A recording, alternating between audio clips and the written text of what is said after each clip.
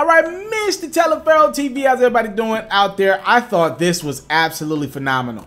All right, LeBron, Kyrie Irving, they're no longer teammates, they're rivals. They're going to play each other for the first time this season and the first time a part of the Los Angeles-Boston rivalry. I'm looking forward to that. I believe that game's the top of February. Can't wait to see that one as long as LeBron's back healthy. Look, man, I believe in my heart of hearts, Kyrie Irving left the Cavaliers a year early from LeBron because he probably knew somebody in the same world as LeBron. You know, those people talk and people gossip. I'm thinking Kyrie got tipped off that LeBron was leaving Cleveland in the next calendar year. That's what I believe, right? When he became a free agent, I believe Kyrie knew LeBron was going to leave and go to LA. I think that was always in LeBron's plan. And Kyrie was like, I ain't finna be left a year late on this thing. I'm not finna stick around with this team that I didn't even put together. LeBron put this team together. This is his guys. Kevin Love was his guy. Tristan, his guy. I know Tristan was already there, but LeBron is the reason why Tristan got that new deal. JR was LeBron's guy, and all these guys, all these veterans. This ain't my team. Kyrie wanted younger guys, right? So I get why Kyrie left. I don't hold Kyrie for that looking back in retrospect. I think he made a good decision to leave Cleveland a year early. And hell, he got traded to Boston. Perfect situation for him. All the talent that he got now. Now, here's the thing. Kyrie is learning, since he didn't want to get the trade, he's learning to be a leader, right? And what comes with being a leader. And if you wanted to leave, all right, that's fine. That's what you want to do. Whatever. That's your decision. You're a grown man. You're a brand. You're an entity. You're one of Nike's 5 most important brands over there. I believe so, at least. You got to hold these big boy expectations. You are not only the starting point guard of a contending team, you are the leader of this team. There's no LeBron to blame when you go on a 3-game losing streak. It's on you. And Kyrie is finding that to lead, it takes a little bit more than what he thought. After the game yesterday, and Kyrie had a great game against the Toronto Raptors, and they won, and he drilled this deep 3 to end it, right? Kyrie gave these very honest and candid thoughts and comments on leadership and kind of how he's had to apologize to LeBron. He said, I'll tell you one thing, and obviously this is something that was a big deal for me because I had to call Bron and tell him I apologize for being that young player that wanted everything at his fingertips.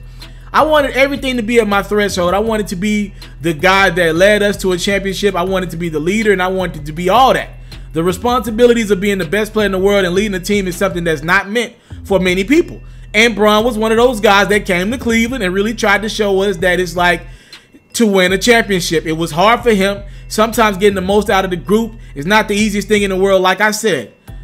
Only a few are meant for it or chosen for it. I feel like the best person to call was him because he's been in that situation. All right? He's been there with me when I've been the young guy, being the 22-year-old kid who wanted everything. Wanted everything right now, you know, coming off an all-star year, starting, and then the technical presence comes back, and now I had to adjust my game to this guy. You take it personal, but at the end of the day, he just wants what's best. He has a legacy he wants to leave. And he has a window for what he wants to capture. So what I think that brought me back to was like, all right, how do I get the best out of this group off the success they had last year and then helping them win a championship? Having that moment, be able to call a guy like that where we've been through so much and we won a championship together. We're one of 32 teams to ever do something like that. And it took a lot to think that our role could have been easier. Now that I'm in this position, I asked for this and I want this. I want the responsibility and I take it on full force.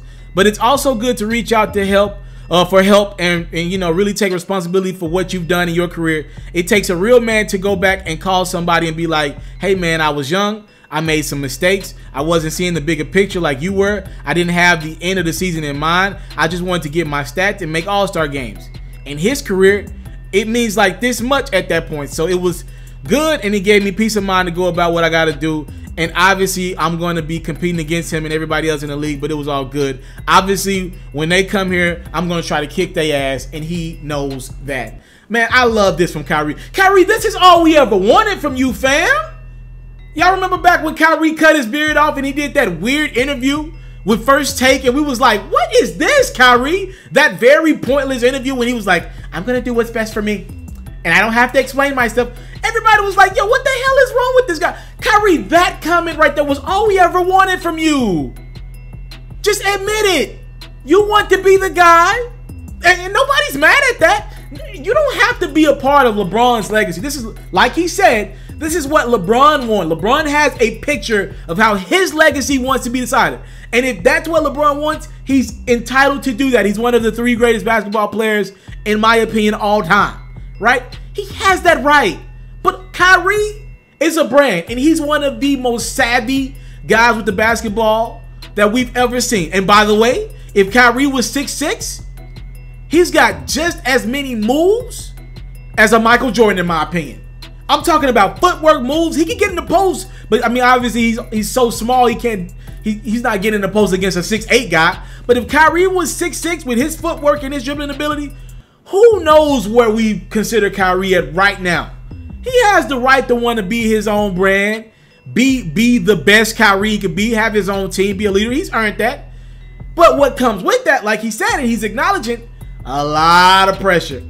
And he's pretty much saying what a lot of us people knew, right? Yo, are you ready for this? Yo, the way you went about leaving LeBron and the Cavs, it was like almost a slap in the face. This is looking back. Again, we didn't know LeBron had plans to be a Laker at the time. At least I didn't, right? We're just saying, Kyrie, you could have went about this differently. But to Kyrie's credit, the very numb approach he took to it, with the media, he had to take that same approach with Cleveland. He took that numb approach to Cleveland. That helped him get the trade. I'm sure, as standoffish as he was with press for a while, I'm sure Kyrie took that same approach when he was in the rooms with Cleveland general manager and the owner, Dan Gilbert. That same approach, like, look, I just want out. I don't want to explain why I want out. I just want out. Y'all ain't gonna trade me? Okay, I'm gonna go get surgery. I don't want to play here anymore. I don't want to be a part of this. I don't want to do this anymore. Right? So again, looking back, I'm not mad at Kyrie. I think we all just wanted this coming. Say, yo, you was wrong how you went about that. And you wouldn't be in the position that you're in right now without LeBron. Right? Stop acting like you were more than what you were. Kyrie, phenomenal talent. And he made the shot of shots over Steph Curry to win that championship. But let's make it clear. Before LeBron joined that Cavs team again, Kyrie wasn't making the playoffs. They were a lottery team. One of the reasons why they were even able to get LeBron, people don't talk about this enough, was because they had the #1 pick, which turned out to be Andrew Wiggins, and they were able to trade that to Minnesota for Kevin Love. I'm aware that LeBron joined Cleveland before Kevin Love became a part of that Cavs team as well, but the Cavs in Minnesota had a deal under the table. Take my word on that, right? So one of the reasons why this thing was even supposed to happen was because Kyrie's Cleveland team, while LeBron was in Miami, was so bad, they were able to get the #1 pick and get a 3rd star, which became important as they won the ring with Kevin Love as well, right? When LeBron had a Kyrie-less team last year, LeBron still went to the finals, all right? Kyrie was injured. So we just wanted you to give that man his credit and his just due. And I'm not saying Kyrie's never did it, but not in an apologetic form. And as a basketball fan, I love that. I love seeing that, and salute to Kyrie for being a man to step up. He didn't have to share that story. He didn't have to do it right then and there because his team is still struggling in the grand scheme of things. He wanted to admit it while he's in the fire, right? I'm going through this right now. I had to call LeBron in the midst of it. Not when it's over with, not when we're retired and all that. I had to call him now and say, yo, I'm sorry now. I miss you now. I want to beat you, but I miss what you gave my team, the leader that you was for me and my team, and how immature I was. I miss you now. LeBron always calls Kyrie the kid, and I don't like that, right? But Kyrie, it seems like, is coming around to why LeBron thought he was so immature. And maybe Kyrie behind the scenes was immature. To me, he seems pretty mature on camera, but you know, being on the team in the locker room, I'm sure LeBron sees a different side of Kyrie, and I'm sure Kyrie sees a different side of LeBron. But I appreciate Kyrie and his honesty. That was needed to me. I got a lot more respect for Kyrie than I did yesterday with comments like that. I'm out. I came from nothing, but I want everything God has for me. I interview celebrities. I talk sports. I still represent the culture. Got the kids, they are now tuned in. Yo, we locked in right now, Mr. Mr. Teleferro.